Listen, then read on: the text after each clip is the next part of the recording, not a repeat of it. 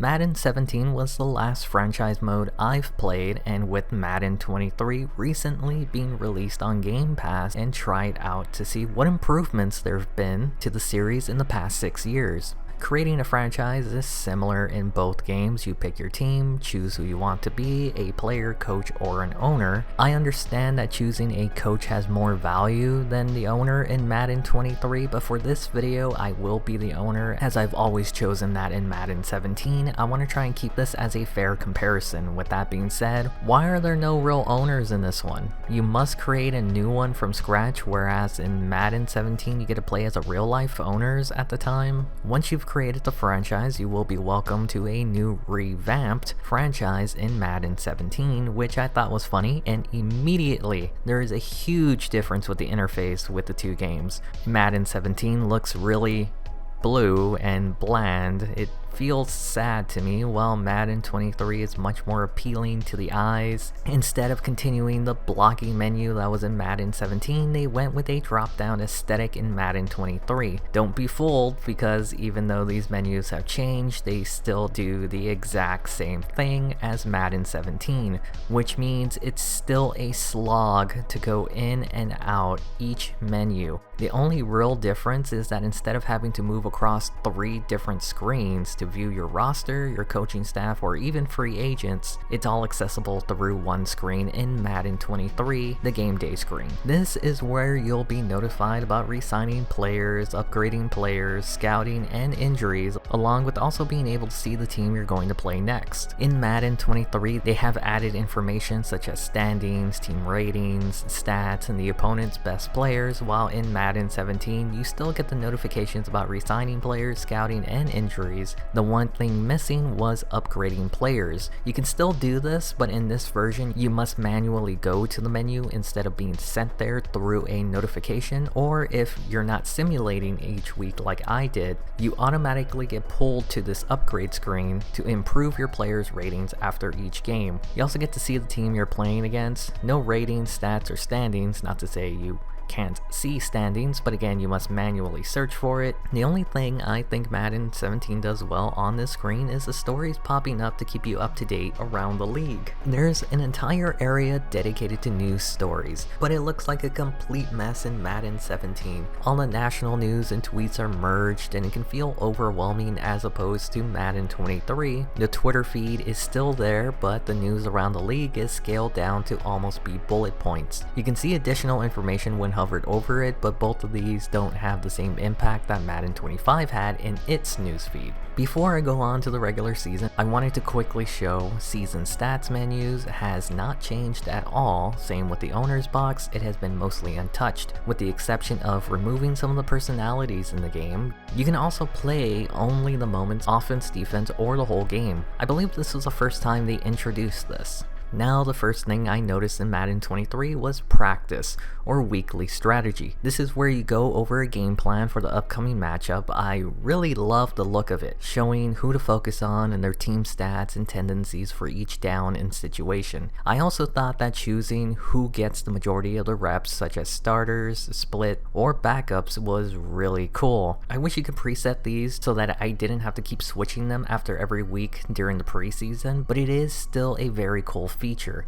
If this was an NFL head coach, it would have instantly made that game much better, and you can even focus on 3 players so they can gain extra XP, and we'll go over XP for player progression later, but overall I thought this feature was fantastic. And then I booted up Madden 17 and realized it's the exact same thing. Yeah, it doesn't look the same, but it does the same exact thing except for a grading system for your performances during practice: bronze, silver, and gold. The better you perform, the better the grade, the better XP you get from the practice. On paper it makes sense, but there are times where you want to casually play the game and not spend the extra time doing these practices. You can simulate it, but the game punishes you by giving each practice a bronze rating. Another feature I thought was neat was acquisitions. It's the same thing in both games, but I like the fact that if you just want a quick upgrade, you can easily go here to do so. One of my biggest complaints about both games is wasted time, having to go to your roster roster screen, then the salary screen to see who's on the final year of their contract, then go to free agents, then back to the roster to compare certain attributes, then back to free agency. I don't understand why we can't compare players easily when signing free agents or looking for trade partners, which is why I think acquisitions is nice for those who looking to find a quick result without having to put the work yourself, spending times flipping through menus, which can be tedious and time consuming. Since we're talking about free agents, I never liked that during the season free agents can only be signed to 1-year deals under fixed contracts. Why can't we have longer contracts like in previous Maddens? Why is it such a bad idea to sign a player nobody wanted to a long-term deal? We can't raise or lower the price, and when we do offer that fixed price, they must accept the offer. Why can't free agents wait for a team to have an injury and an opening for an experienced veteran looking for a Super Bowl ring, meaning rejecting offers that don't fit the player's needs? In-season free agents desperately need an overhaul. It's the same in both versions. Trading players as well hasn't changed. You either manually trade a player or place one on the trading block and wait for offers. I do think Madden 23 looks a bit nicer, but at the end of the day, they both do the exact same thing and limit you to just 2 team trades and only 3 slots for any combination of players and draft picks. They still don't have the added ability to eat contracts for draft picks and trades. It's been very basic when they introduced this over 20 years ago, and it's still the same for the most part. Something that is also the same: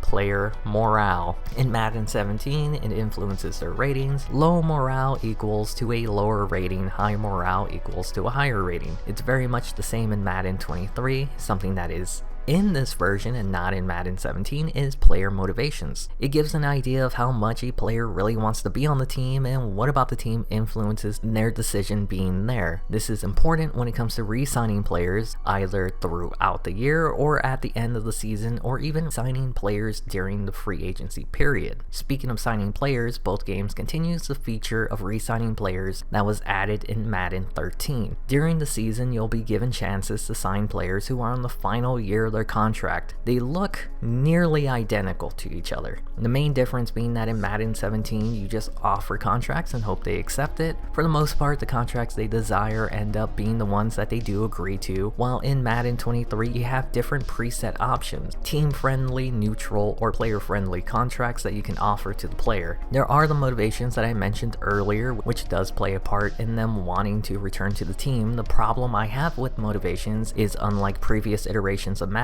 you don't get real-time feedback to whether or not your offer is interesting to them. Raising the bonus in older games would show the player gaining interest, which gives the user an idea of how expensive a player will be, and sometimes there's not enough money in the world for a player to want in order to play with such a bad team. In Madden 17 and 23, that instant feedback is missing. There are text cues to help, but that also isn't much different than what they did in Madden 2002, which was 21 years ago. I do want to state how much I hate re-signing players during the season. It wouldn't be so bad if I could push all the offers to the end of the year, like how older Madden titles did their re-signing period, but the fact that you can only make one offer at the end of the year, and if they reject it, that's it, they're off to free agency, is what tilts me. How often do players get big contracts during the year? Most get it during the off season when they try to outdo each other. I don't understand how we, the players, get punished for pushing contracts to the end of the year.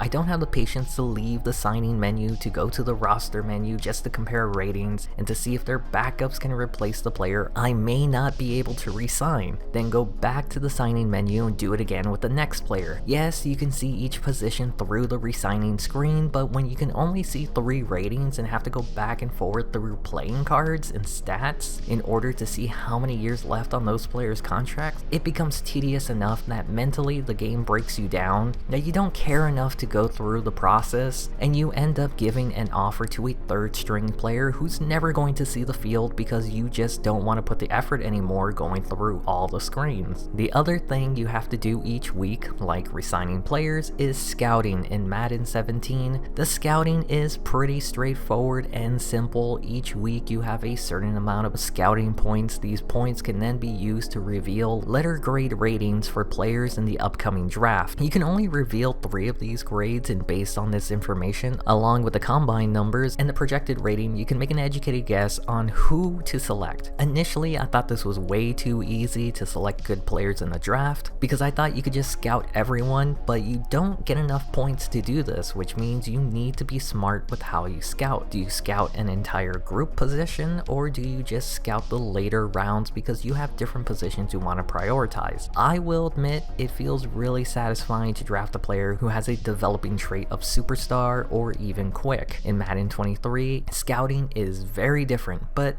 also the same. You have 5 scouts that you can send to either of the 4 regions in the country, or search nationwide. Each scout has 2 positions that they're really good at scouting. Based on what the strengths and weaknesses are of each region, you can then send your scouts that prioritize in those strengths. Long story short, set it and forget it. There is a very helpful guide when it comes to scouting that I found on Operation Sports. It helped me draft some good players in the first 3 rounds because I had no idea how to scout correctly, because in this version of scouting, you're only scouting positions and you may not be able to fully scout them either. It's like Madden 17 in how you reveal letter grades, but in Madden 23, you partially reveal letter grades based on how much you scouted them. This is the reason why I said it was also the same. You reveal letter grades, and based on those grades and the combine numbers, you can make an educated guess on who to draft. In the end, they both work the same way, but one is less hands-on with less control. Also, very quickly, the presentation is leaps and bounds much more visually stunning in Madden 23 during the draft, but it really doesn't add anything to the actual gameplay. Before we move on to the player progression, I quickly wanted to go over the roster screen. Nothing has changed. I sound like a broken record, but there has been a lot of small changes, but for the most part, everything is still the same, which is annoying because the one thing that could have used a small update was the roster. Why do we still not have the ability to see how many years are left on the contracts through here, instead of having to go to the salary screen or through the player cards? Speaking of player cards, there's a clear difference between the two. I personally prefer Madden 17. It's much easier on my eyes. I guess it has more to do with how terrible some of the player models look in Madden 23 and how dead their eyes look, but I also just like how big the ratings are in Madden 17. Call me simple. One last thing while we're here, they finally added team names to the stat card. I don't understand how this was taken out after Madden 12, but one thing that bothers me is that why isn't it in descending order like the previous games? Why is the year ascending upwards? It annoys me, which is strange since I don't have this problem with 2K5 being like this, but for some reason, this irritates me.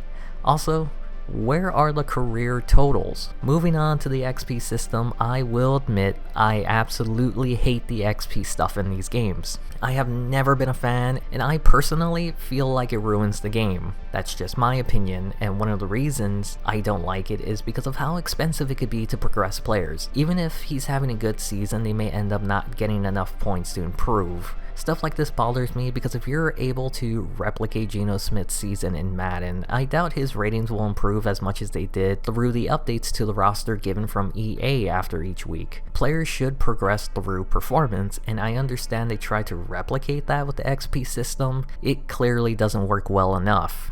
With that being said, in Madden 17, you do have the option to progress players through individual attributes. This is completely different to the way Madden 23 does things. You can improve players based on traits. When you pick one of the player traits, it will automatically increase certain attributes based on those traits. I like this way better than Madden 17's way of doing it, but the problem is I still end up skipping all of these. I wish there was a way you can set it to automatically upgrade the player trait based on the scheme your coaches run, so you can just set it and forget it. This is also another feature in the progression system, along with resigning and scouting, that makes each week take longer than it really is, and I feel for players who just want to play a casual week of their franchise after having a long day. They don't want to spend most of their free time not actually playing the game. I did mention at the start of the video, I'm playing both of these as the owner, which means I can look at the owner's box. I did briefly talk about this, but it's exactly the same in each version. The only difference is the personality faces on the left are no longer there in Madden 23. Another issue that plagues this game, the lack of ease it takes to go from one screen to the next, it's a problem here as well. Why can't I just press down on the D-pad from here to go to the next screen? Why must I exit and go back to the sub menu in order to go to the next screen?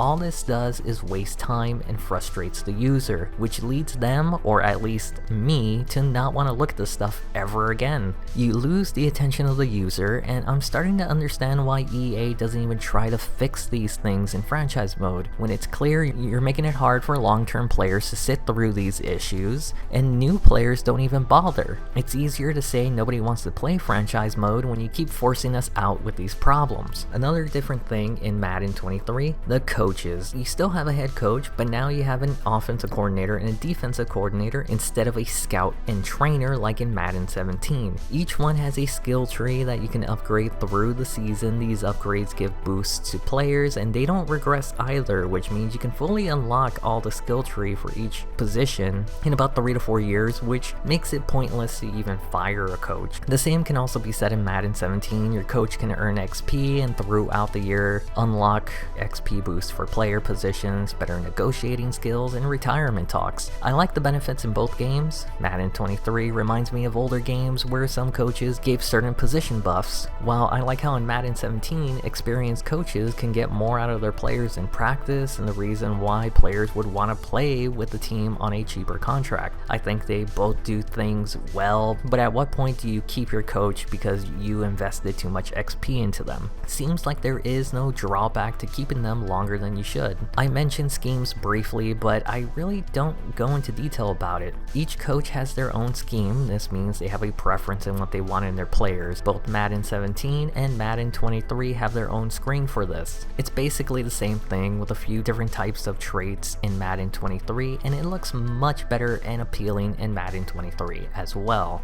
If enough players fit the scheme, you gain a boost. That's pretty much it. I really like this type of stuff in Madden, and I personally think it looks way better in Madden 23, and for once, I feel like they actually improved something here.